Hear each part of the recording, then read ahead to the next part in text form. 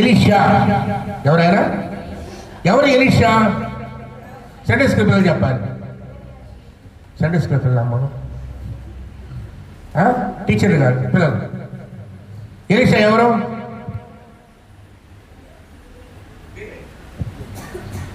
ప్రవక్త. ఆయన గురువు ఎవరు? ఏలియా గారు. ఏలియా గారి దగ్గర నుంచి అభిషేకము రెండంతరం అడిగి పొందుకున్నాం. ఏలియా గారు ఉన్నసేపు ఆయన కనపడలే. ఎక్కడ ఆయన గురించి ఏం రాయబడిందంటే కనీసం ప్రవక్త శిష్యులకు రాయబడలేదు. ఏలియా చేతుల మీద నీళ్లు పోసేవాడు, పరిచర్య చేసేవాడు కదా. ఏలియా చేతుల మీద నీరు పోసేవాడు, పరిచర్య చేసేవాడు. కురిపబడుతున్నాడు, ఆయనకు వాగ్దానం ఉంది, మనం చూడు కురిపోతాడని. శిష్యులు కూడా తెలుసు. వెళుతున్నాడు, గారు దాంట్లో వెళ్తుంటే ప్రశ్న ఉండన్నాడు. చివరికి ఏం కావాలి అడుగంటే, అయ్యా 2 పాళ్ళు ఆత్మ. ఈ 2 పాళ్ళు అని తెలుగులో చూస్తే మనకు అర్థం కాదు. 2 పాళ్ళు అంటే 2 భాగాలు. మూలవచనంలో కానీ ఇంగ్లీషులో చూస్తే డబల్ అంటే రెట్టింపు ఆత్మ. ఏలే గారు అన్నారు, అది నా చేతుల్లో లేదు, అది దేవుడు ఇవ్వాల్సింది. ఒకవేళ నేను వెళ్ళేటప్పుడు నీకు మరలా కనిపిస్తే నీకు దొరికింది అన్నాడు. అగ్ని రథములు మీద కొనుగోటి చూశాడు. ఆయన దుప్పటి కింద పడింది. ఆ దుప్పటి తీసుకున్నాడు.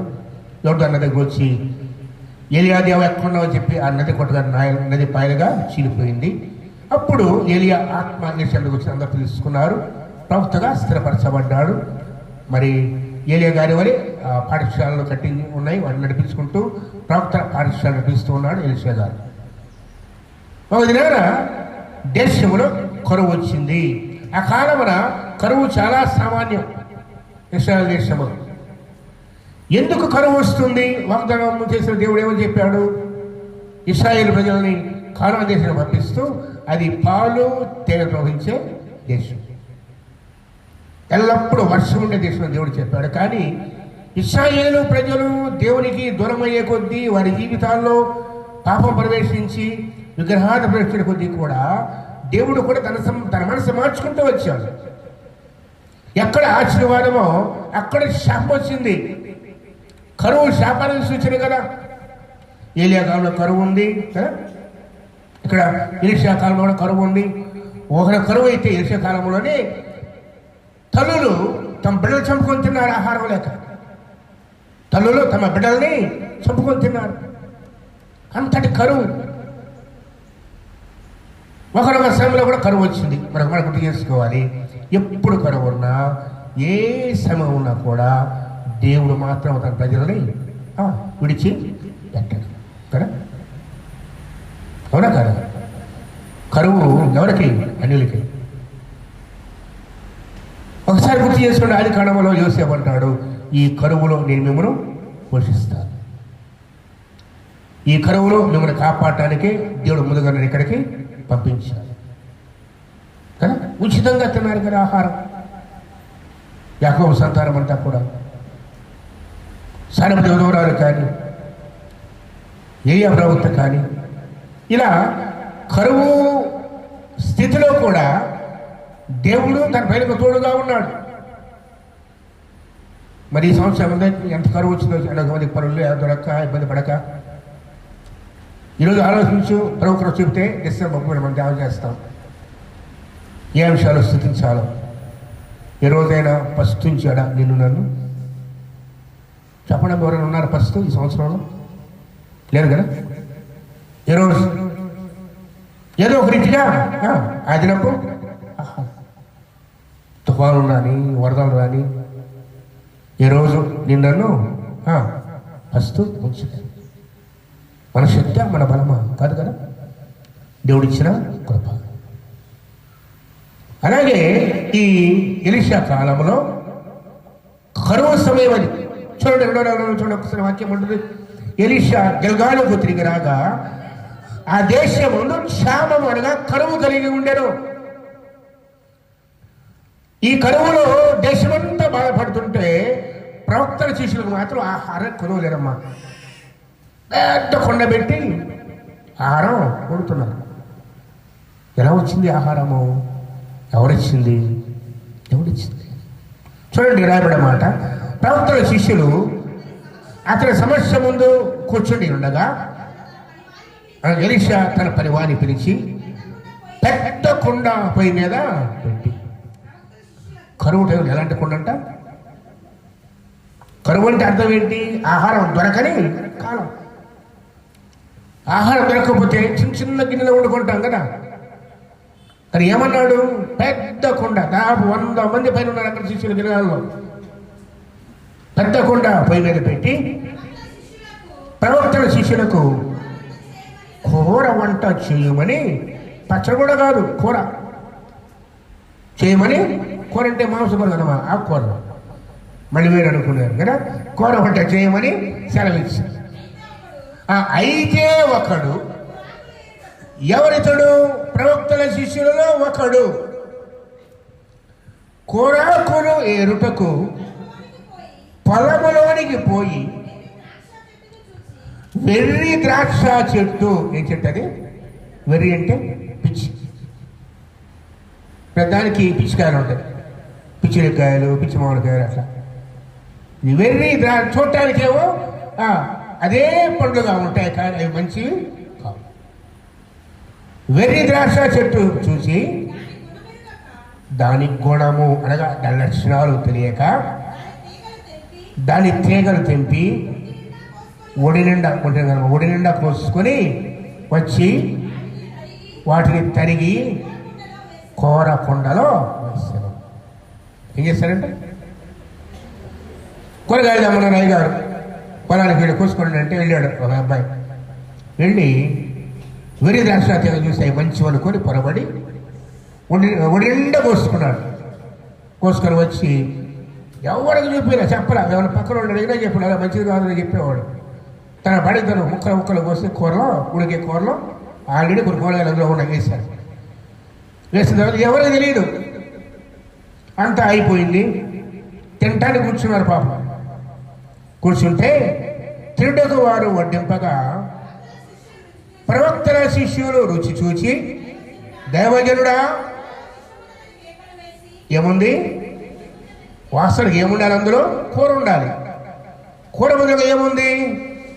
విషమున్నదని చెప్పి కేకలు వేసిరి. దాన్ని తినక మానిరి. అతడు పిండి కొంత తెమ్మనెను. వారు తేగ కొండలో దాన్ని వేసి జనులు భోజనం వచ్చేటకు వడ్డించమని చెప్పాను. వడ్డింపగా కొండలో ఏ జబ్బు కనిపింపగా. ఇది జరిగిన సంఘటన. దీన్ని వివరంగా ఆధ్యాత్మికంగా ఆత్మీయంగా ధ్యానం చేద్దాం. కొద్దిసేపు జాగ్రత్త వినండి. అరగంట మాత్రమే టైం ఉంది. చక్కగా వినండి దయచేసి, మనసు ఇక్కడ పెట్టి. ఇప్పుడు మీకు సంఘటన తెలిసింది. ఇది కథలు కాదు, కథ అనకూడదు. ఇది కథ అంటే కల్పించింది కదా, వాక్యం కథ కాదు.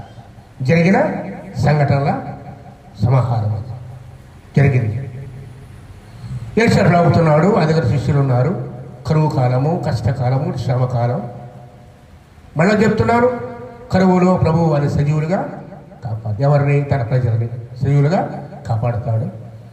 దేశమంతా ఒకవేళ కరువు ఉంటుందేమో కానీ దేవుడి సన్నిధిలో ఆయన బిడ్డ కరువు ఉండరు. ప్రభుత్వ దగ్గర ఉన్నారు వాళ్ళు, శిష్యులందరూ కూడాను. ప్రభుత్వ గారు పరివారిని పిలిచాడు. పెద్ద కుండ ఉడబెట్టేసి కూర చేయమని చెప్పాడు. అందరూ వెళ్ళి తలవద్దుకి వెళ్ళి కూర కోసుకొచ్చారు.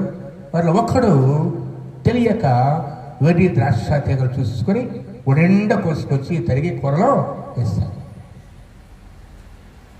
ఆ లక్షణము తెలియదు, అది చేదని తెలియదు, అది విషయమని తెలియదు.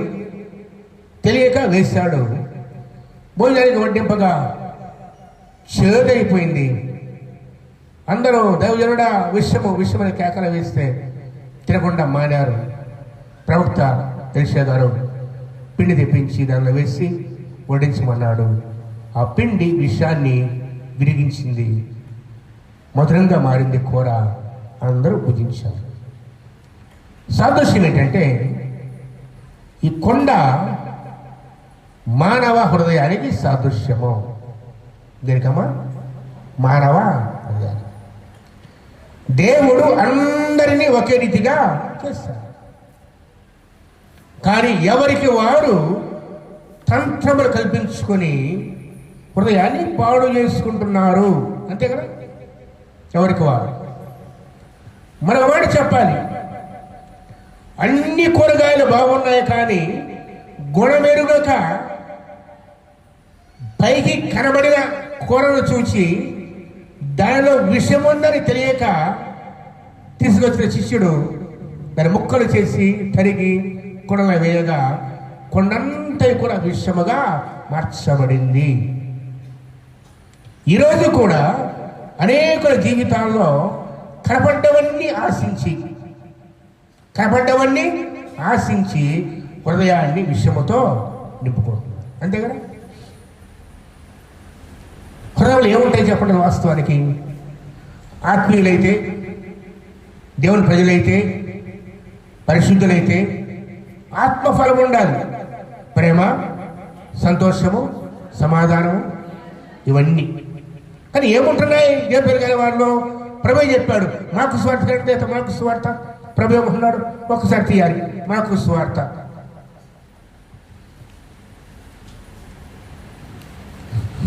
ఏడవ అధ్యాయం 21వ వచనం. లోపలి నుండి అనగా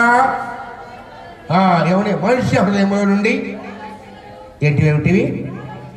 దురాలోచనలు, జారత్వములను, దొంగతనములను, నరహత్యలను, వ్యభిచారములను, లోపమును, చెడుతనమును, కృత్రిమమును, కామ వికారమును, మత్సరమును, దేవదోషణయు, అహంభావమును, అవివేకము వచ్చినవి మనిషి అపవిత్ర పరచు.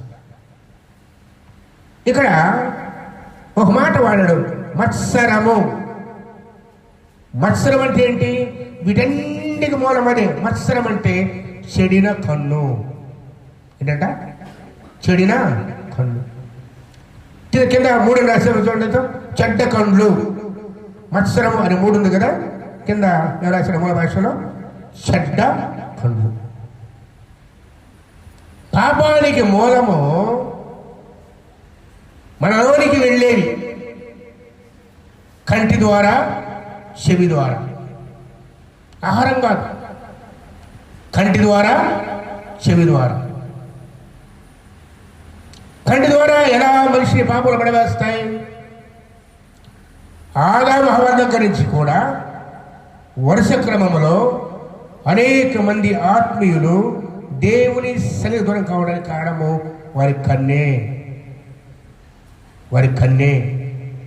అందుకే ప్రభు అంటాడు లోకాసువార్తలో, తీయండి, లోకాసువార్తలో ప్రభు చెప్పే మాట లూకా 11:34.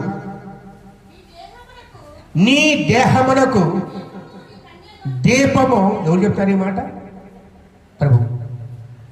నీ దేహమునకు దీపము నీ కన్నే గనుక, నీ కన్ను తేటగా ఉంటే నీ దేహమంతయు వెలుగుమయమైనది ఉండును. అది చెడినదైతే నీ దేహమును చీకటిమయమై ఉండును. చాలు. ఏది తేటగా ఉండాలంట? కనుక మనం చూచేది హవ్వ. ఏ దినములు ఎంతో కాలం ఉన్నారు, ఎంతకాలం రాయబడలేదు. కానీ సర్పరూపంలో అపవాది వచ్చి హవ్వతో మాట్లాడి, మీరు ఈ తోట చెట్లలో దేనైనా తినకుండా ప్రభు చెప్పాడు అడిగినప్పుడు, అన్నీ తినవచ్చు కానీ అదిగో ఆ మధ్యలో ఉన్న ఆ వృక్ష ఫలం గురించి మీరు చావకున్నట్లు వాడు తినకూడదని చెప్పాడంటే అపవాది ఏమన్నా, మీరు చావరు, మీరు వాటిని తినదేమన్నా మీ కండ్లు తెరవబడి మీరు దేవతల వలె ఉందని చెప్పగానే, అప్పటిదాకా ఎన్నోసార్లు హవ్వ ఆ వృక్షాన్ని చూసింది, పడవను చూసింది. కానీ అపవాది తనతో మాట్లాడిన తర్వాత ఆ చూపు మారిపోయింది. ఏముందంట? స్త్రీ ఆ వృక్ష ఫలము ఆహారములకు మంచిది, కనులకు అన్నమైనది, వివేకమిచ్చే రమ్యమైనది అయి ఉండుట చూచి. ఎంత చూస్తాం? కంటితో. హవ్వను పాపంలో వేస్తే హవ్వ ఏంటి చెప్పండి? కన్ను. చూడకపోతే మహోది పుణ్యమయ్యేది కన్ను. ఆ కన్ను దగ్గరికి వెళదాం. యెహోషువ గ్రంథానికి చూడతాం. యెహోషువ గ్రంథంలో ఎంత తేడా రాయబడింది అంటే, యెహోషువ గ్రంథం ఒకసారి తీయడదైతే 7వ అధ్యాయము 19. హాయి మీదకి వెళ్ళారు. అంతకుముందే ఎరుకోను జయించారు.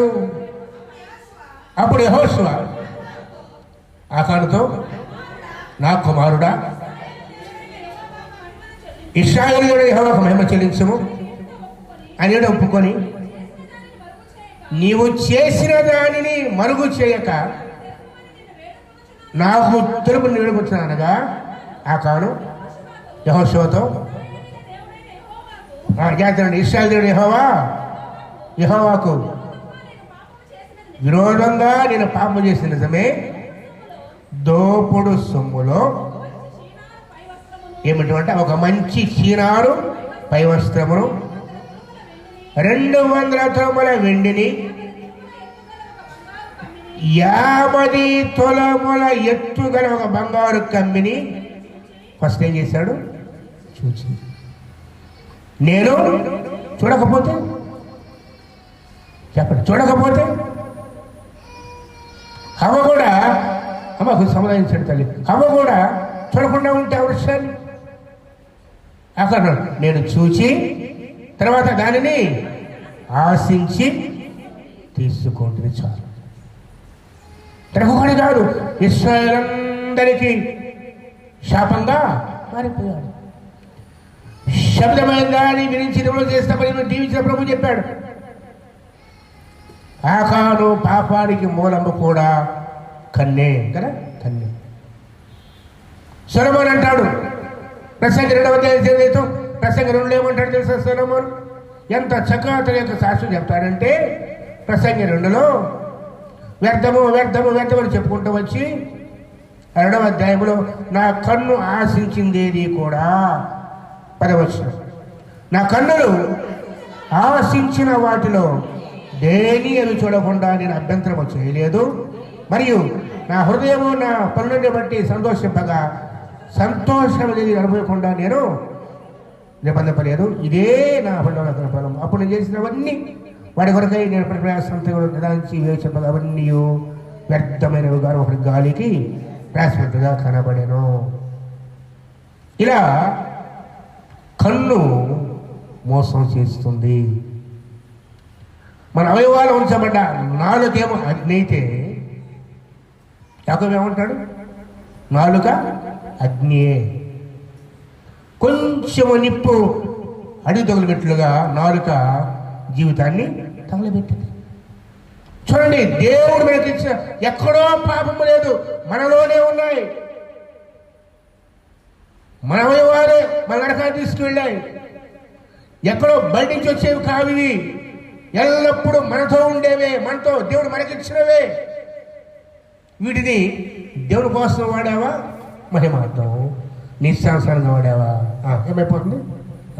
అంతే, వేరేవి కాదు. మనలో ఉన్న అవయవాలే, మన కన్ను, మన నోరు, మన నాలుక, మన చెవులు, మన మనస్సు, మన కాళ్ళు, మన చేతులు. బయట వాళ్ళకి మనకి చెడు చేసేది, బయట వాళ్ళ వారి మన నరకానికి వెళ్ళేది మనమే, మన అవయవాలే. చూడండి, యాకోబులో ఏమంటాడు? 3వ అధ్యాయం ఏమంటాడు? 2:3 నాలుక అగ్నియే. నాలుక మన అవయవంలో ఉంచబడిన పాప ప్రపంచం అంటారు. నాలుక ఏంటంట? పాప ప్రపంచం. పాపమంతా నాలుగులో ఉంది. సర్వశరీరానికి మాలిన్యము కలుగజేయను. చాలు, నాలుక అగ్ని. మన అవయవం కూడా పాప ప్రపంచం అని వాక్యం జ్ఞాపకం చేస్తుంది. ఇప్పుడు ఈ శిష్యుడు ఏం చేశాడు అంటే, ఈ శిష్యుడు తెలియక ఈ వెర్రి ద్రాక్షలు చూసి అవి మంచివి అనుకున్నాడు కదా. వెర్రి ద్రాక్షలు చూసి అనుకున్నాడు, అవి భ్రమపడ్డాడు. చూడడానికి ఎలా ఉన్నాయి? మంచివిగానే ఉన్నాయి. వాటిలో విషముందని ఇతనికి తెలియదు. విషముందని తెలియదు. అంటే అపవాది ఇదిగో ఇది నీకు శాపము, దీనివల్ల నీకు నష్టమని మనకు తెలియకుండా చేస్తే అపవాది గుడితనంగా చేస్తుంది.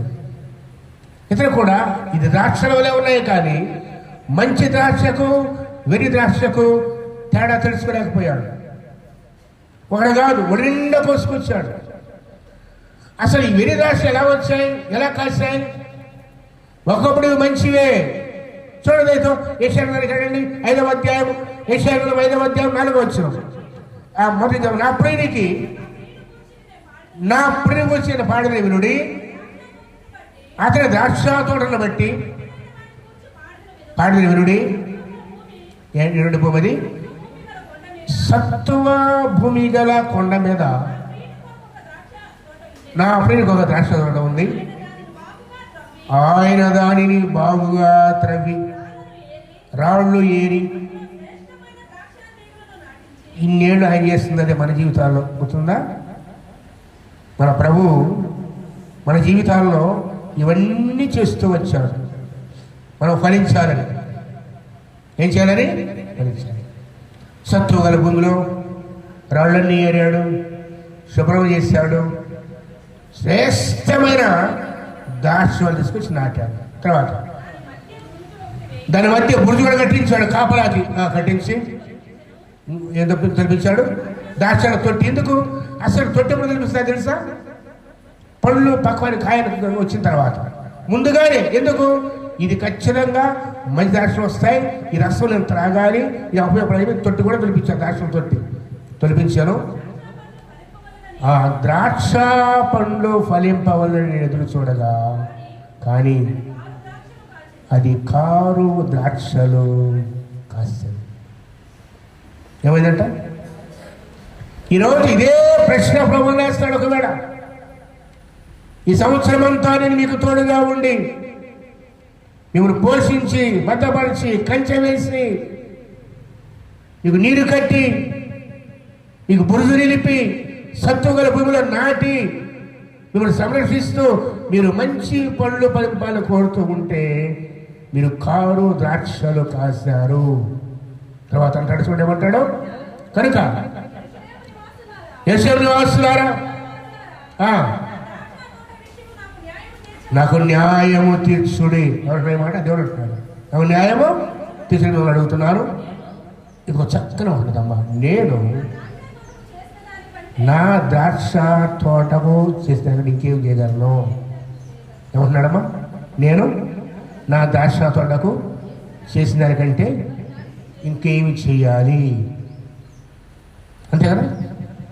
ఈ సంవత్సరం దేవుడు మనకు చేసిన దానికి ఇంకేం కావాలి? నీకు ఆలోచించి ఒక్కసారి.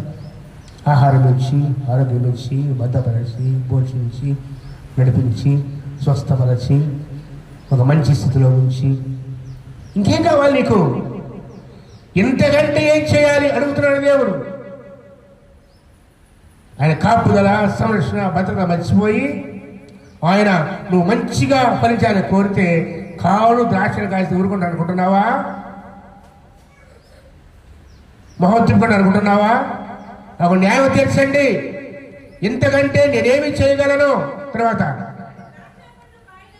అది ద్రాక్ష పండ్లు కావాలి నేను కనిపెట్టినప్పుడు ప్రభు కనిపెడుతున్నాడు. మన నుంచి మనం మంచి ఫలాలు ఇవ్వాలని కనిపెడుతున్నాడు. కానీ మనమేమో ఏంటి? కాడు ద్రాక్షలు. చెప్పండి. దేవుని లక్షణాలు ఒక్కటి కూడా ప్రేమ, సంతోషము, అట్ఫాలు ఏమి లేకుండా నా ప్రభు చెప్పాడు హృదయంలో అన్నీ కూడా భ్రష్టత్వం అంతా మనలో ఉంది. మీరు ప్రభు ఏం చేస్తాడు చెప్పండి అని అడుగుతాడు. ఇంతకంటే నేనేం చేయగలను? నా ద్రాక్ష తొడవ చేశాను కానీ ఇంకా నేనేం చేయగలను? నేను చేయాల్సినంతా చేశాను కానీ అది కాడు ద్రాక్షలు కాస్తుంది. అది అంటాడు. ఏం చేస్తారంట? ఆలోచించండి, జాగ్రత్త. రాబోయే దినాల్లో ఈ రోజైనా ఫలింపకపోతే దేవుడు ఏం చేస్తాడో చెప్తున్నాడు. ఇంతవరకు దేవుడు కాపుదలు చూసాం, సంరక్షణ చూసాం, భద్రత చూసాం, పోషణ చూసాం, కానీ ఆయన కోప్పడిది ఎలా ఉంటుందో తెలుసా? ఎప్పుడు ఆలోచించావు దేవుని గొప్ప ఎలా ఉంటుందో? ప్రభు అంటున్నాడు, చూడండి నేనేం చేస్తాను, నేను నా ద్రాక్ష తొడగ చెబుదాన్ని మీరు తెలియజెప్పేదను, నేను అవి మేసి వేయబడుతున్న వాడి చుట్టూ ఉన్న కంచెను కొట్టేస్తాను. ముందు ఏం చేస్తాడు? ముందు కంచె తీస్తే ముందు ఎవరు వస్తాడు? అపవాది. యోబుతో ఏమంటాడు? యోబేమో సాతాను దేవునితో, అయ్యా నువ్వు అతనికిని అతని చుట్టూ అతని వారికి కంచె వేస్తీవి కదా. ఫస్ట్ ఏం తీస్తారంటే ఆయన కంచె. ఈ కంచె తీస్తే దాని మీద వాళ్ళందరూ చేస్తారు. ప్రతిదీ ఇంకేంది, ప్రతి శోధన, ప్రతి కీడు ఇక అడ్డమే ఉండదు. చిన్న చిన్న పురుగుల దగ్గర నుంచి పెద్ద జంతువుల దాకా ఏదైనా దారుణంగా రావచ్చు, పోవచ్చు. దేవుడు కంచె తీస్తే ఏమైపోతాము మనం? ఆయన కంచె ఉంటే నేను అలా ఉన్నాను. కానీ ప్రభు అంటున్నాడు, నువ్వు ఈ సంవత్సరమైనా ఫలింపలేదా, నేను చేసే మొట్టమొదటి పని ఏంటంటే దాని చుట్టూ కూడా కంచెను తీసేస్తాను. తర్వాత అది త్రక్కబడినట్లుగా దాని గోడను పడగొట్టి దాన్ని పాడు చేసేదను. అది శుద్ధి చేయబడదు, పాడతో త్రవ్వబడదు. దాన్ని ఏముంటాయంట? గచ్చబదలు బలురక్క చెట్టు మొలిపిస్తాను. చాలు. దేవుడి కాపుదల ఉంటే ఎలా ఉంటుంది? చుట్టూ కంచె, మంచి నేల, కాపల, భద్రత, సంరక్షణ. ఆయన కంచె తీస్తే బ్రతకలేము కదా.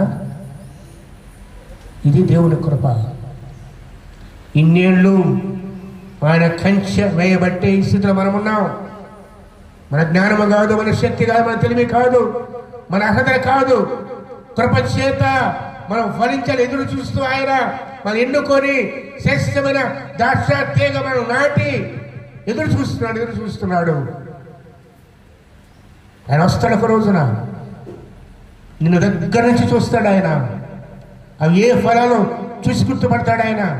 అవి మంచి ఫలాలా, కాడు ద్రాక్షలా? మంచి ద్రాక్ష కావాలని కోరుతుంటే కాడు ద్రాక్షలు మనలో ఉంటే ఆయన చేసే మొట్టమొదటి పని కంచె తీసివేస్తాడు, గోడ పడగొడతాడు, పాడు చేస్తాడు. జాగ్రత్త. ఈరోజు ఇదే ధ్యానం చేసుకోవాలి. తెలియక వేరే ద్రాక్ష చెట్లు తీసుకొచ్చి వేస్తాడు. ఎక్కడ వేరే ద్రాక్ష? ఈ వేరే ద్రాక్ష చెట్లు, వేరే ద్రాక్షలో దేవునికి అవిధేయత, దేవుని మాట వినకపోవుట, లోబడకపోవుట, దాని ఫలితముగా కొండలో జీవితంలో హృదయంలో విషయము అయిపోయింది. ఇరిమియా ఒకసారి వాక్యం ఉంటుంది. 2వ అధ్యాయం ఇరిమియా 2:21. ఇరిమియా 2:21. శ్రేష్టమైన ద్రాక్ష వంటి దానిగా నేను నాటి తిని కేవలం విత్తనం వలె నాటి తిని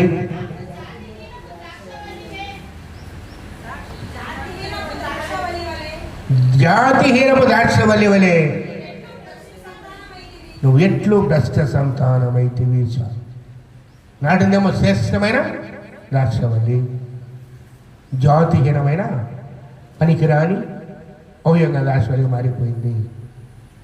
దాని ఫలితంగా చేదు, శాపము, విషము. రోజు ఎలా ఉంది మన జీవితము? పరిశీలించుకొకసారి. 2 రోజుల్లో ఈ సంవత్సరం పెట్టబోతూ ఉన్నాం, 3 సంవత్సరాలు అడుగు పెట్టబోతూ ఉన్నాం. ఈ సంవత్సరం ఫలించావా లేదా? ఒకవేళ ఈ సంవత్సరం ప్రభు వచ్చి నేను చూసినట్లయితే నీలో ఏ ద్రాక్షలు కనుగొనేవాడు ఆయన? మంచి ద్రాక్షలా, కాడు ద్రాక్షలా, పిచ్చి ద్రాక్షలా, చేతు ద్రాక్షలా ఏమున్నాయి నీలో? ఆయన కోరుకునే మంచి ఫలాలు ఆయన కోరుకున్నది. ఆయన కోరుకున్న ఫలాలు నీలో ఉన్నాయా లేవా? లేనట్లయితే మన స్థితిని వాక్యము జ్ఞాపకం చేస్తుంది. అరుదు అదే జరిగింది. తెలిసి తెలియక తన చూపుతో చూచి మంచివని భ్రమపడి ఆ శిష్యుడు నిండా కోసుకొని వచ్చాడు. ఏంటి వెర్రి ద్రాక్షలు. చూడడానికి ఎలా ఉన్నాయి? హావ ఎలా చూస్తుందో అలా చూస్తాడు. ఆహారానికి మంచిదిగా ఉంది. అది చేదని తెలియదు, విషయమని తెలియదు. ఈ దినాన విషయమని తెలియక ఎన్నిటిని మన హృదయాల్లో జీవితాలు పెట్టుకుంటూ ఉన్నాం. మనము జ్ఞాపకం చేసుకో. విషయమని తెలియకుండా, పాపమని తెలియకుండా, దేవునికి నష్టమని తెలియకుండా మన జీవితాన్ని ఒడి నిండా, కొంచెం కూడా కాదు, ఒడి నిండా కదా, ఒడి నిండా నీ జీవితం అంతా, నీ సమయం అంతా వ్యర్థమైన వాటి చేత దేవునికి ఇష్టం కానీ వాటిలో గడుపుతూ ఉంటే ఇదే కదా మన జీవితం కూడా. ఆహారంగాను ఆశీర్వాదపడవలసిన నీవు, దేవుని ప్రజలకు సంతోషపడవలసిన నీవు, కరువులో క్షామములో దేవుని శిష్యులకు ఆహారం ఇవ్వాల్సిన నీవు చెదైపోయావు, పైకి రాకుండా పోయావు, విషయంగా మారిపోయావు. కారణం ఏంటంటే ఇదిగో తెలిసి తెలియక నీ చూపుతో, నీ సొంత చూపుతో చూసి మోసపోయి శ్రేష్టమని అనుకొని కారు ద్రాక్షలు, విరి ద్రాక్షలతో నీ జీవితాన్ని నింపుకున్నావు. దాని ఫలితము చేదు, విషము. దాన్ని ఎవరు తాకలేరు, ఎవరికి పనికి పనికి వస్తాం. అంతెందుకు, మనం ఉండే కొరలో ఉప్పు ఎక్కువైతే తినకుండా ఏం చేస్తాం? ఎక్కడ ఉప్పు ఎక్కువైతేనే తినబుద్ధి. అలాంటిది విషయం ఉంటే తింటావా? దగ్గరకు రాణిస్తావా? పట్టుకుంటావా? అసలు విషయం తెలిసిన తర్వాత ఒకప్పుడు విషయం తెలియదు, తెచ్చుకోవట్లో వేస్తావు. విషయం తెలిసింది, చెదైపోయింది, అయినా తింటావా? లేదు కదా. ఏం చేయాలి? పడేయాల్సింది, బయట పారవేయబడి తొక్కబడాల్సిందే. కానీ కృపణ దేవుడు కదా, కృపణ దేవుడు కదా.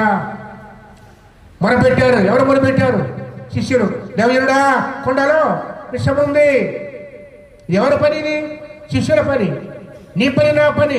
లోకములో పాపం ఉన్నప్పుడు, ఒకరి జీవితం చెడుమయమైనప్పుడు మొరపెట్టవలసిన బాధ్యత నీది, నాదే.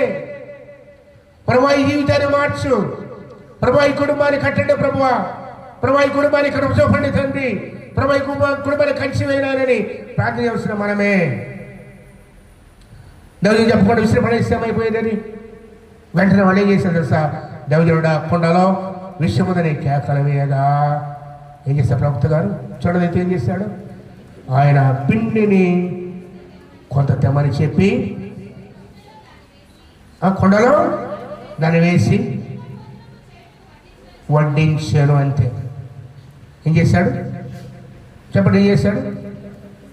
పిండి కొంత తీసుకున్నాడు, కొండలో వేశాడు, వడ్డించమని చెప్పాడు. ఏమైంది అప్పుడు? వడ్డింపగా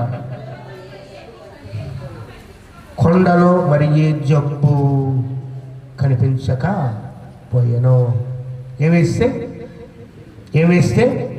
ఎవరు వేస్తే? దైవజనుడు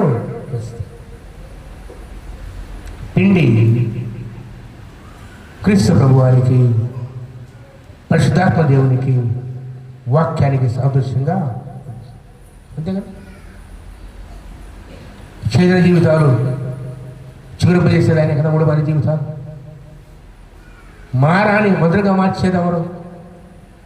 ఇశ్రాయేలు ప్రజలు అరణ్య ప్రయాణంలో ఉన్నప్పుడు ఇలాంటి అనుభవమే. నీళ్ళు లేవు, మనం చోటకు వచ్చారు. ఆ నీళ్ళు ఎలా ఉన్నాయి? చెదుగా ఉన్నాయి. నీరు చెదుకుండా తాకలరా? నోట పెట్టి ఉమ్మేస్తాడు, అంతే. ఉమ్మేస్తాడు, నోట్లోకి పోయిందా ఉసేస్తాం. ప్రభు అంటాడు, నువ్వు చల్లగానే ఉండండి, వెచ్చగానే.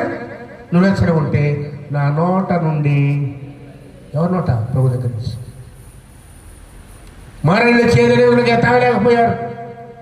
మొదలుపెట్టారు మోసేకయ్యా, ఇప్పటిదాకా నీళ్ళు లేవు, ఇగో దొరికాయనుకుంటే ఇవి చేదుగా ఉన్నాయి, ఏం చేయమంటావు? చేదైన నీరు మార్చడం ఎవరి వల్ల కాదు, దేవుని వల్లే సాధ్యం. మాట చెప్పి ఆయన ఒక్కడే. మోసే తన సొంత ప్రయత్నం చేయలేదు. వెంటనే దేవునికి మొరపెట్టగా దేవుడు ఒక చెట్టును చూపించాడు. ఎవరు ఆ చెట్టు? శిలువకు సాదృశ్యము, ప్రభువైన క్రీస్తు వారికి సాదృశ్యం.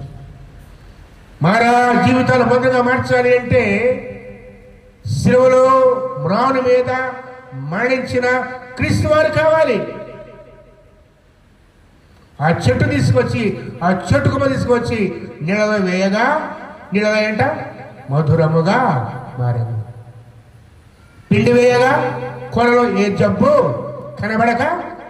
అంటే మన సొంత ప్రయత్నాల ద్వారా పాడైపోయిన జీవితం బాగు చేయలేమో. మన సొంత పనుల ద్వారా, క్రియల ద్వారా ఎవరు కలుగు చేసుకోవాలి? దేవుడే కలుగు చేసుకోవాలి. ఆయనే మారాను మధురంగాను, చేదును విషయాన్ని మధురంగా మార్చే దేవుడు. ఇలా జ్ఞాపకం చేస్తున్నాను. ఒకవేళ మన జీవితాలు చేదుగా మారైపోయామేమో, విషయంగా మారిపోయామేమో, దేవుడు కొడుకున్న ఆ ప్రణాళిక నువ్వు లేవేమో, తప్పిపోయావేమో, ఈ దినమందైనా ప్రభుకు మొరపెట్టాలి, ఆయన దగ్గరకు రావాలి, ఆయన ద్వారా రక్షణ పొందాలి. అది వాటిని జ్ఞాపకం చేశాడు. కన్ను ఆశించింది, అది విషయమని తెలియలేదు. ఆ తీగను ఉండ కోసుకువచ్చాడు, తరిగాడు, కూరలో వేశాడు. అది వాడితో పాటుగా కుండలో ఉన్న కూరంతటి విషయంగా మార్చింది. జీవితం అంతా విషమైపోయింది, అనేక శాపంగా మారిపోయింది. కానీ మొరపెట్టగా ప్రవక్త పిండి తీసుకువచ్చి కొంచెము పిండి ఆ కుండలో వేయగా అందులో ఇక ఏ జబ్బు కనబడక పోయాను. ఏమైపోయింది అది? చెప్పండి. ఆ పిండి ఆ విషయాన్ని పీల్చుకుంది. అంతేనా? ఏది పీల్చుకున్న విషయాన్ని? అలాగే యేసు రక్తము ప్రతి పాపం నుండి పీల్చుకుంటే మనలో స్పాంజ్ ఏ రీతిగా అన్నింటిని పీల్చుకుంటుందో ప్రభు మనలోనికి వస్తే, మన హృదయం ప్రభుత్వ చిరగబడితే ఆ రక్తము మనలో పాపపు డవలని పీల్చుకుంటుంది, శుద్ధిగా చేస్తుంది. ఆ చెట్టు ఏ రీతిగా నీళ్ళ వేయబడితే మారాణుల మీదకు మార్చబడ్డాయో, పిండి ఏ రీతిగా కొండలో వేయబడితే విషమంతా విరిగిపోయిందో, ఈరోజు జ్ఞాపకం చేస్తున్నాను. సంవత్సరం చివరి అడుగులో మనం ఉన్నాం. ఒక అడుగు దాటితే ఎన్నో సంవత్సరంలో అడుగు పెట్టబోతున్నాం. ఒకవేళ దేవుని దేవల్ల ఈరోజు ఒక ప్రభువు రాలేదు, ఆయన దర్శించిన కాలం రాలేదు ఇంకా కూడాను. ఒకవేళ ప్రభు వస్తే మనలో ఏ ద్రాక్షలు ఉన్నాయి? ప్రభు ఎటువంటి ద్రాక్షలు వేశాడు? శ్రేష్టమైన ద్రాక్షవల్లి. కంచె వేశాడు, కాపు కాశాడు, బురుజు కట్టించాడు, భద్రపరిచాడు. కానీ అది ఏ కారు ద్రాక్షలు కాస్తాయో మనం కూడా దేవుని లేకుండా పడిపోయాం. ఒకవేళ ప్రభు వచ్చినట్లయితే ఏమైపోయాం మనం? అందుకే సమయం ఉండగానే ఈ దినమందే మన జీవితాల్లో మార్పు రావాలి, జీవితాలు మార్చబడాలి. అది మార్చబడాలంటే ఒక దేవుని ద్వారా మాత్రమే సాధ్యము. వాక్యమే బ్రతికించేది, వాక్యమే శుద్ధి చేసేది, క్రీస్తు రక్తమే కడిగేది. వీటి వల్ల విశ్వాసం కలుగుతుంది. ఆ విశ్వాసం ద్వారా ప్రవక్తలు కడగబడి రక్షణ పొందుతాము. చేదైన ప్రతి బతుకు కూడా మధురంగా మార్చబడాలి అంటే ఈ దినాన ప్రభుత్వం పెట్టాల్సిందే, ప్రార్థన చేయాల్సిందే, పొడగాల్సిందే. ఆయన చూపే మార్గంతో మరొక మార్గము లేదు. మనం ఎన్ని ప్రయత్నాలు చేసినా కూడా పనికిరావు.